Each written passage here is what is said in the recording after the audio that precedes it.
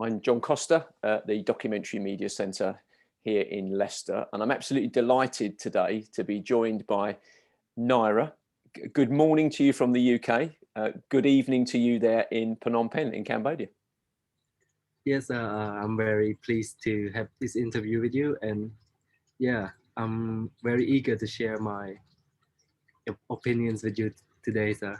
Brilliant, excellent. Well, listen, thanks again. Like I said, thanks for taking the time to join us. And so, for the people that are watching this, the reason that you and I are having this conversation is that my colleague Ben Harbisher at De Montfort University has been running for the last couple of years a Sustainable Development Goal SDG Film Festival, SDGFilmFest, and it's happening again in June, which is very exciting. But last year, the delayed 2020 event went ahead as a virtual festival, and colleagues from Indonesia and Malaysia.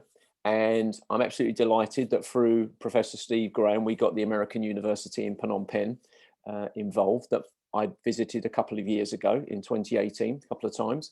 And I decided to sponsor an award for the showcase event, to have a chat with someone, showcase their film in this Parallel Lives project that we're doing at the moment for 10 days. And you were the winner. So again, congratulations on winning the prize. Which was £100 sterling, wasn't it? I think, yeah, that's right. I seem to remember. And an opportunity to have a chat with me, which obviously is the real prize, as you can imagine. Now, listen, how did you? I mean, I'm going to show your film as well in the blog post. People will be able to look at. So, how did you come up with the idea? Explain to me what your thought process was when you heard about the film festival and how you would make the film. Okay, so basically, there was no in the SDG, there were no specifically saying about plastic pollution, but I kind of related to the one with the marine life, because when I watch social media, I have spotted some videos showing like plastic floating everywhere in the oceans, and I think that is a serious problem. So about the the impact that I really had about plastic was during high school, when I was finished grade 12, which is the end of high school. And at that time, I had to like buy plastic bottle in water in plastic bottle every day, maybe up to 3 or 4 bottle per day, because there's no fountain in our school, and I had to stay from dusk till dawn. So yeah, and when I come back home, I just like stack my house up with those plastic bottle. And yeah, then I realized the impact of those plastic. And as I go to university, I learned that these things, they will never be decomposed or take up to 100 years or 400.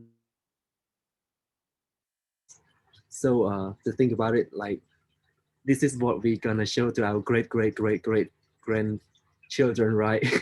So Absolutely, they're never going to disappear, are they? So yeah, so how can we tell them this is what we left behind? So it's kind of like very like a punch in the face, to push me to like really take into consideration how we deal with our waste.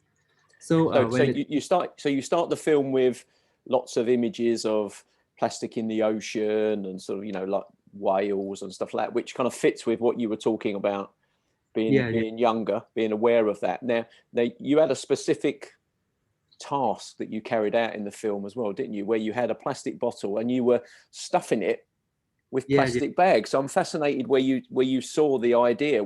Had you seen a film about that, or had you read about that? So it was kind of both. Like I saw a video where they use sand. I think it was in Philippines or Malaysia, where they use a bottle that floats from the ocean that lay on their beaches, and they've stuck it with sand, and then they become like solid, like a brick. And they kind of use it for like gardening or some small structure, which is like very temporary, not a long lasting one. So I think the idea was great. And when I was young, I was doing like kind of like having fun, stuffing everything inside the bottle, not basically plastic, everything, garbages, and then just to force them to get fit inside, and then they feel like strong.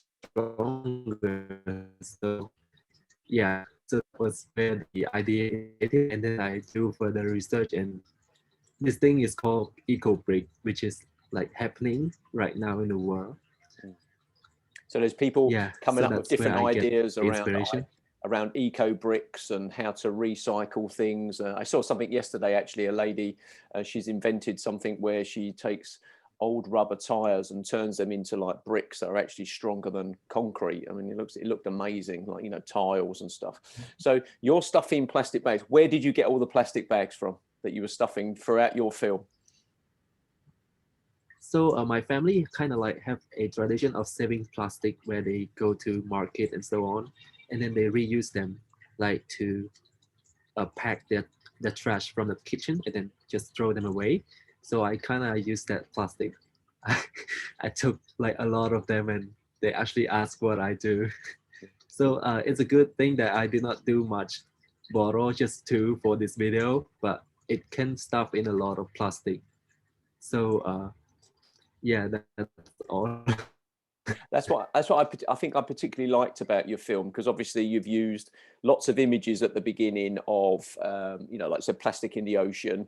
At the end, there's lots of images of people using these things for building structures and housing, like eco-type bricks. But during the middle, while you're talking, you're kind of stuffing plastic bags into a bottle, and you suddenly realise it's quite a repetitive thing that you're doing. But I don't know. I think it's just a really good way of getting visually over the impact of the amount of plastic bottles there are, but also the amount of plastic bags that could fit into one bottle. And I think that's really why I chose your film, because I was after something that was very different. You know, it was very visual. Language wouldn't have to be a barrier. For example, you could watch your film and get the essence of what you were talking about, whether people were, you know, talking your language or they understood English. It doesn't matter. It was the fact that you could show it almost in the background while someone else was talking. And that's what I particularly liked about it. So are you going to be making any more films? Are you? I think I'm going to do more films, which I'm very interested in doing these days. I think you So should do. Yeah, I think you should do. I'm also considering the SDGFilmFest this year, Okay. 2021. In June. Yeah, Very good. Yeah. but the problem is that Professor Steve actually told me that I could upload the old video that I do, or I can also do a new one. I think you should do a new one. Yeah, absolutely. Challenge yourself to do something different. I think that'd be quite interesting. I mean, now obviously I'm going to set you a bit of a challenge now, because I fully intend, when the world gets back to whatever the new version of how things will be, is to come and visit AUPP again, which I'd love to be able to do. So I'm intrigued to see, are you going to start building an eco brick wall? Because I think you could challenge some of your student colleagues actually to take up, if they all brought one brick in, one plastic bottle filled with plastic bags, I think maybe you should have a chat with Professor Graham about building some kind of wall on campus. There's plenty of land, so maybe you should do that. That'd be quite interesting. Yeah, that sounds interesting, but also hard to do. Oh, But one also, bottle each. I'm There you doing, go. Yeah. yeah. So actually, I'm doing a small project right now, which is using those kind of method and then build a furniture, which is chair or table. Fantastic. Fantastic. Yeah. I'm thinking maybe that could be like showcased in school as well. Yes, I mean, at the end of the day, that's almost like a furniture or an art festival that's Yeah. based on recycled or upcycled items. I think that's quite good. I think if you got into doing something like that and then you recorded that process, very similar to how you made this film, that's the thing that you could make. You could be known for doing those kind of films, and it's just enjoying yourself and sharing some awareness and inspiring people and getting them to take up the challenge of doing something about the environment. The thing is, when you're an individual, we tend to leave it to governments to make decisions, politicians and stuff, whereas individuals stuffing all those plastic bags into one bottle is something that we could all do individually. Then who do we give them to? What do we do with them that something can happen? And that's why I picked your film and why I liked it so much. Thank you, sir. So what do you intend to do when you leave university?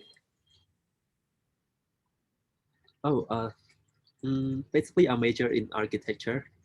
So I also like learn about how architecture is like kind of can be very unsustainable, and there's a way that we can do about it.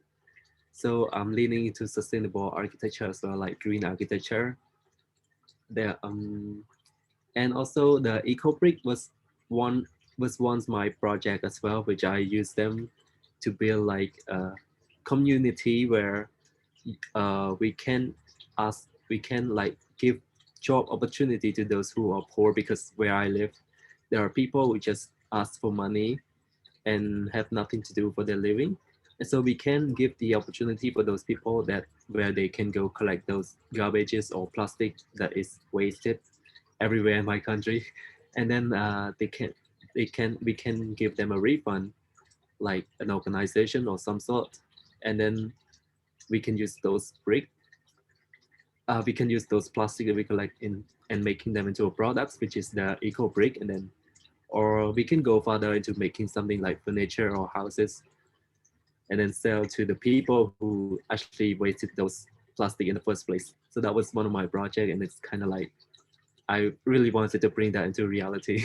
If I think you're onto something there. That could be a really good project for you to work in, and also something for the future. You know, we're never not going to have plastic, and we're always going to be looking for sustainable ways of using it. And I think helping some of the people in your country in order to get housing and those kind of things as well, using something like this is a really great way.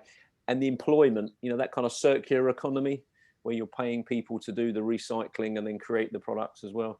There's some really good examples that I have here in the archive with the 100 countries that I cover with the Parallel Lives Project as a journalist, to share those kind of examples as well. So there's lots of things that you can find. So yeah, definitely would encourage you as an up and coming architect to do that. So listen, thank you very much for taking the time to speak to me. I really appreciate it. Congratulations again. I look forward to seeing your submission for the next SDG Film Festival in June.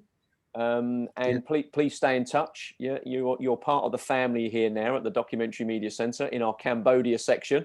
So yeah, and I hope to meet up with you at some point in the future as well. When I come to visit, it'd be great to sit down and have a coffee with you somewhere. Okay, so I'm looking forward to see you too. Okay, all the best. Thanks, Nara. Thank you, sir.